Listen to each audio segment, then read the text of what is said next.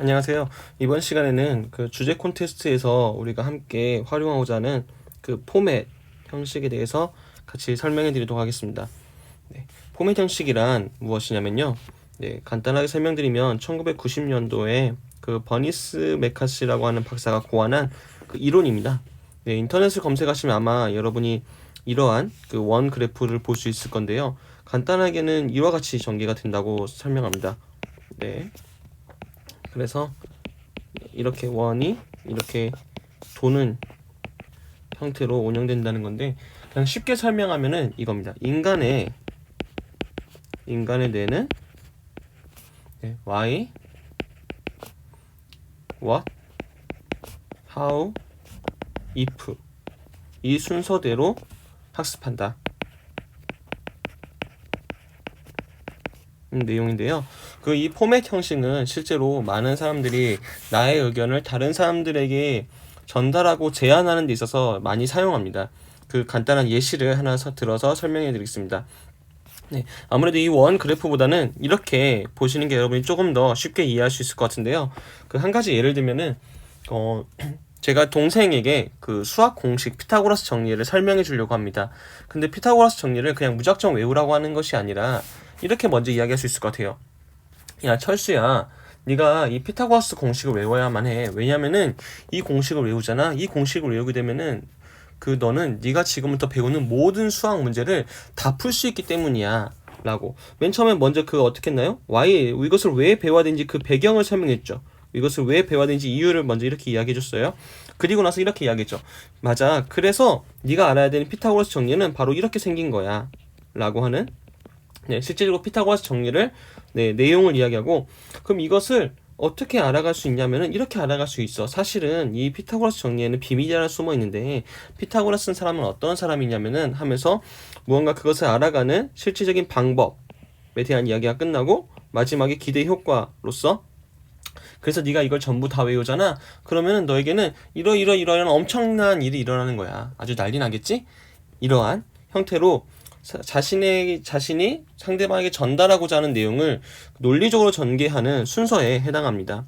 그래서 여러분이 그 간단하게 무언가 그 순서를 정확하게 이해하면 좋은데요. 첫 번째는 why, 이것을 왜 해야 되는지 그 이유를 먼저 설명해주고, 그리고 나서 만약에 주제 콘테스트라고 하면은 우리가 선정한 주제는 이건데, 이 주제를 배워야 되는 이유는 바로 이러한 것입니다 라고 하는 거겠죠.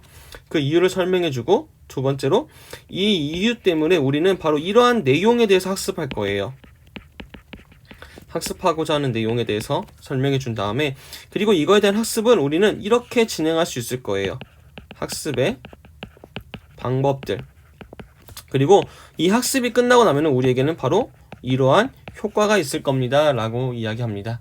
그래서 이 if라고 하는 것은 결국은 여기 앞에 y에서 이야기한 그 이유에 대한 가치를 어떻게 실현할 수 있는지에 대한 추가적인 설명으로 들어가는데요. 아마 이것들을 여러분이 잘 작성하시다 보면은 이와 같은 뭔가 좀 복잡해 보이는 그러한 그래프도 나올 수 있습니다. 단순하게 이렇게 내려가서 끝날 수도 있고요. 아니면은 뭔가 복잡하게 다양하게 이렇게 활용할 수 있다라고 하는 것을 여러분 인식하면 좋을 것 같고요. 이 포맷 형식을 적용한 실제 예시를, 주제 콘테스트 결과물로 나타난 예시를 지금부터 보여드리도록 하겠습니다. 한국과 일본 썸일까 쌈일까 라고 하는 이 주제 콘테스트는요, 2019년 3모듈에 진행했던 주제 콘테스트 결과물입니다. 실제로 그 거꾸로 캠퍼스 3모듈 주제 콘테스트 결과물로서 1등 해가지고 주제로 선정된 내용입니다. 한국과 일본 썸일까 쌈일까. 그래서 이 내용을 간단하게 보면요, 이들이 먼저 한 것은 그 포맷 형식, 첫 번째 뭐였죠? why, what, how, if. 그래서 이 순서대로 어떻게 이 슬라이드가 구성되는지 보도록 하겠습니다. 한국과 일본 썸일까 쌈일까, 현재 한국과 일본의 관계는 어떻게 되고 있는 것일까 하면서 먼저 Y를 이야기합니다. 그때 당시에 지소미아 종료와 화이트리스트 배제 등으로 한국과 일본의 관계가 굉장히 안 좋았던 시기였습니다. 작년 8월에 보이콧 한다고 이야기하고, 우리가 노 재팬 운동도 실제로 많이 했었죠. 그런 신문 기사를 가지고서 우리가 왜 이걸 지금 알아야 되냐라고 하면서 이들이 했던 이야기는 지소미아, 화이트리스트, 수출 규제, 백색 국가, 무언가 뉴스만 보면은 계속해서 이러한 용어들이 나오는데 우리 이러한 용어도 잘 모른다.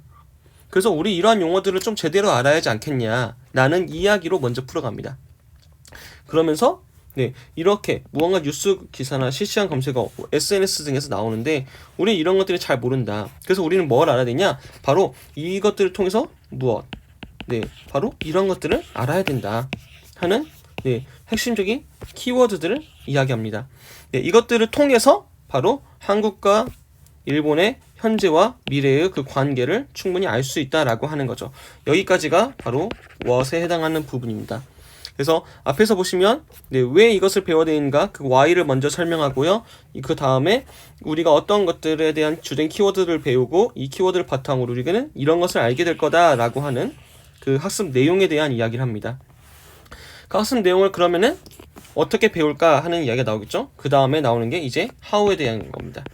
그래서 사회 시간에는 화이트리스트, 불매운동, 수출규제, 지소미아 등을 바탕으로 국제관계에 대해서 학습을 해서 우리는 알아갈 수 있고, 그리고 국제관계에서는 충분히 경제적으로 이러한 것으로 더 알아갈 수 있다라고 하는 내용들을 이제는 설명했고요.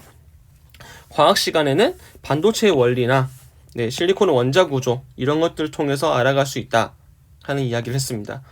그러면서 일본 카메라 이런 것도 과학에 해당하는 내용이다 라고 하는 내용을 이야기를 덧붙였고요. 국어 시간에는 칼럼을 가지고서 무언가 그 공부를 할 수 있고, 그리고 수학과 연계되어서 통계 자료를 배울 수 있다 라고 하는, 그래서 이 두 가지를 가지고 팩트 체크하는 방법으로 우리는 알아갈 수 있다라는 이야기를 했습니다. 그러면서 실제적으로 그 기사문에 어떻게 그 통계 자료가 나와 있는지에 대한 예시를 들어서 이들은 이렇게 우리가 배울 수 있어요 라는 걸 설명했습니다. 이런 무언가 다양한 통계 자료도 활용해 주었고요. 그리고 이것들을 통해서 우리는 이러한 것들, 결국은 이러한 이렇게 그 4개가 어떻게 연관되면서 따라 우리는 바로 이러한 것들을 충분히 학습해 나갈 수 있다라고 하는 how 부분을 이야기했고요. 여기까지 이런 거 다 배웠어. 그럼 우리는 뭘 알 수 있지? 마지막에 if를 이야기합니다. 그러면서 이들이 했던 이 마지막 이야기는 그렇습니다. 중국인들은 위기라는 단어를 두 가지 의미로 씁니다. 첫 번째는 위험이라는 의미, 두 번째는 기회라는 의미로 씁니다. 우리에게 지금 이 지소미아와 화이트리스트 배제는 한일 관계의 누군가 위기라고 이야기합니다. 이 위기가 우리에게 위험이 아니라 기회가 될 수 있도록 하기 위해서는 우리 이런 것들을 배워야 됩니다. 이런 것들을 배우고 나면은 우리는 지금 이 상황을 발견한 위기의 그 위험적인 순간이 아니라 기회로 받아들일 수 있게 됩니다. 라는 메시지로 이들은 마무리합니다. 간단하게 다시 한번 정리하면요. 한일 무역 전쟁에 대해서 이야기할 때에는 이들은 맨 처음에 그 뉴스나 신문 기사, 신문의 용어들을 보면서 이 용어들이 생소하고 낯설기 때문에 우리는 무언가 이런 것들을 알아야 하지 않겠니?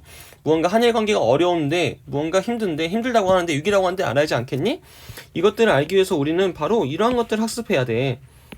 지소미아, 화이트리스트, 반도체 이런 것들에 대해 학습해가지고 그 한일 관계의 현재와 미래에 대해서 우리는 알 수 있어야 돼. 이것들을 알기 위해서 우리는 사회 시간에는 이러한 거, 국어 시간에 이러한 거, 그 다음에 과학 시간에는 이러한 거, 수학 시간에 이러한 것들을 우리는 학습하면 좋겠어. 이것들을 학습하고 나잖아. 그러면은 우리는 이 위기의 이 순간을 바로 기회의 순간으로 만들 수 있어 라고 이야기가 전개되어 나갑니다. 여러분도 이 포맷 형식을 통해서 이번 주제 콘테스트 결과물을 만들어 보시면서 자신의 의견을 어떻게 논리적으로 잘 전달할 수 있는지 실제적으로 한번 적용해 보시기 바랍니다. 처음 하는 부분에서는 되게 어렵고 낯설 수 있습니다. 하지만 포기하지 마시고 끝까지 한번 제작해 보시기 바랍니다. 고생하셨습니다.